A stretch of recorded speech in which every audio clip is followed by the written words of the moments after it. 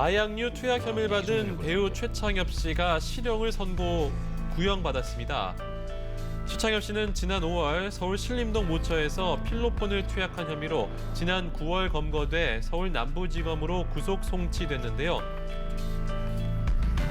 지난달 30일 최창엽 씨에 대한 공판이 열렸습니다.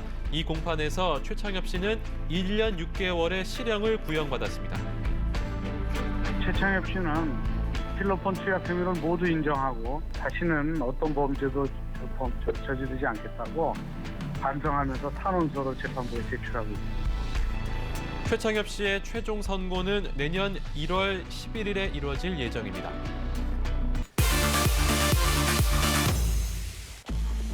어제 오후 3시 미술품 대작 의혹을 받고 있는 가수 조영남 씨의 세 번째 공판이 진행됐습니다.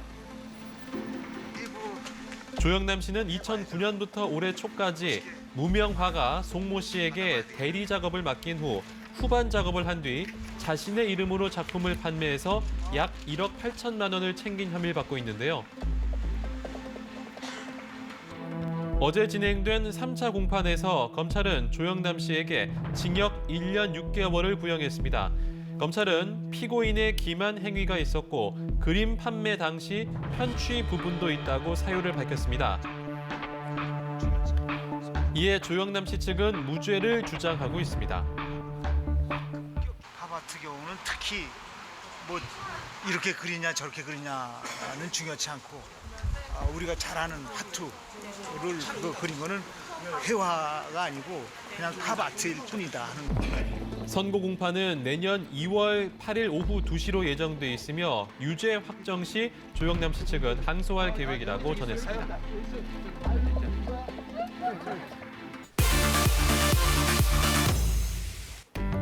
김민희 씨와의 불륜 스캔들로 세간을 떠들썩하게 했던 홍상수 감독이 정식 이혼 소송에 들어가게 됐습니다.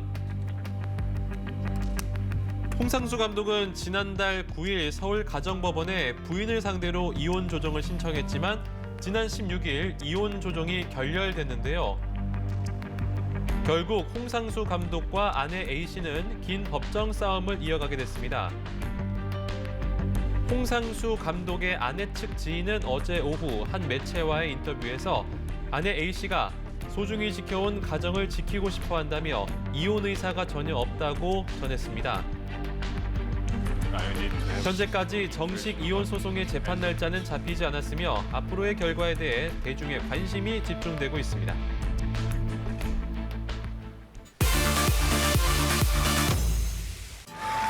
개그맨 김대희 씨의 훈훈한 미담이 뒤늦게 알려져 화제가 되고 있습니다. 지난 10월 6일 새벽 김대희 씨는 현재 거주 중인 아파트에 화재가 발생하자 인터폰으로 주민들에게 화재 사실을 알리며 신속한 대피를 도왔는데요.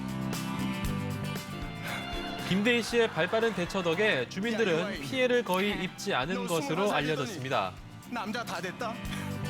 이 사실은 같은 아파트에 거주 중인 한 주민이 입주민 온라인 커뮤니티에 글을 올리며 알려지게 됐는데요.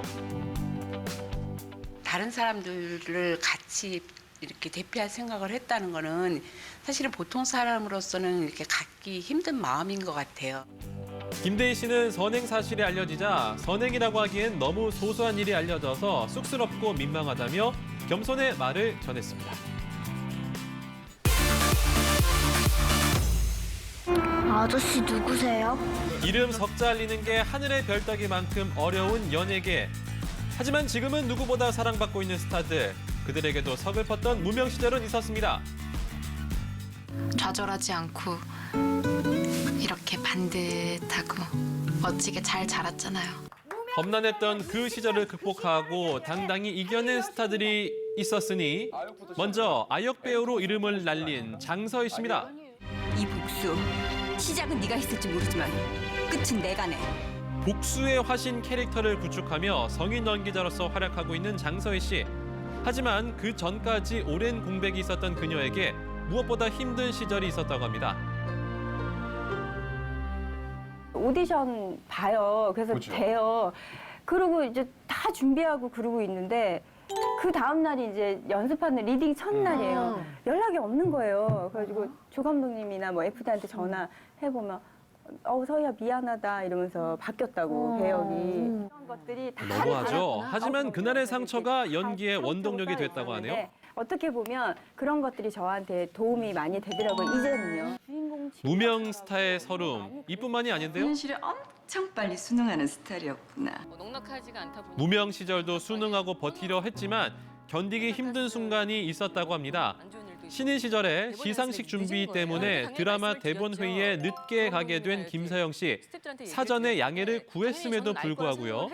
왜 늦었어? 그래서 네, 뭐 이렇게 연기대장하고 이렇게 해서 말씀을 드렸다고 그랬더니 누가 말을 해? 이러면서 재떨이를 날리신 거예요. 부당한 상황이었지만 그로 인한 피해 역시 김서영 씨가 떠안아야 했다고 합니다. 그래서 그 드라마도 안 하게 됐어요. 네. 그래서 뭐 제명 위기도 있었고요, 사실. 이렇게 신인 시절 말 못할 가슴앓이를 한 건 이유리 씨도 마찬가지인데요. 영화 분신사바 촬영 당시에 공포감을 극대화하기 위해 산낙지를 입에 물고 연기를 해야 했던 이유리 씨. 특수 렌즈를 착용해서 앞을 보지 못하는 상황이었는데요. 그런데 산낙지가 아니라 갯지렁이었다는 사실을 뒤늦게 알고 충격을 받았다고 합니다. 그때는 화 안 내셨어요, 그러면? 그냥 뭐 아무 말 못했죠. 갯지렁이를 입에 물었지만 문제의 장면 자극적이란 이유로 편집돼서 영화에서는 볼 수 없었다고 합니다.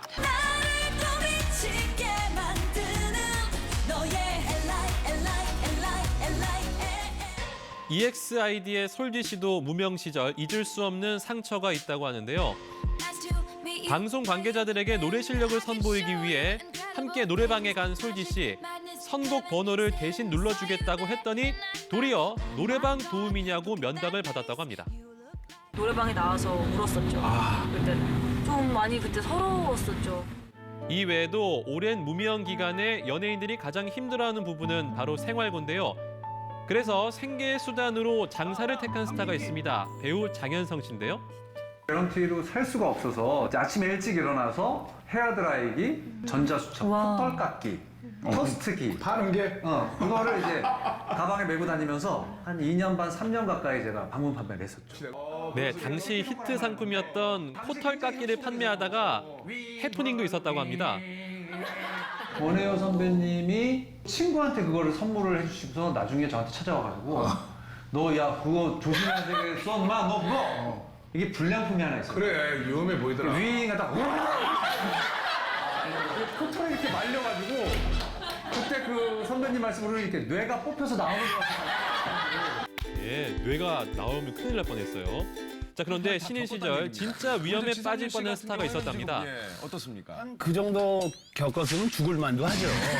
죽음을 논할 정도로 강렬한 지상렬 씨의 고생담이 있는데요. 인기 실험 프로그램에 섭외된 어느 날 예, 감독님. 무슨 형이에요? 그래서 저 O형인데요. 이랬더니 그럼 절로 들어가시면 돼요. 이러더라고요. 그래서 들어갔어요. 그랬더니 모기가 한 몇만 마리가 있더라고요.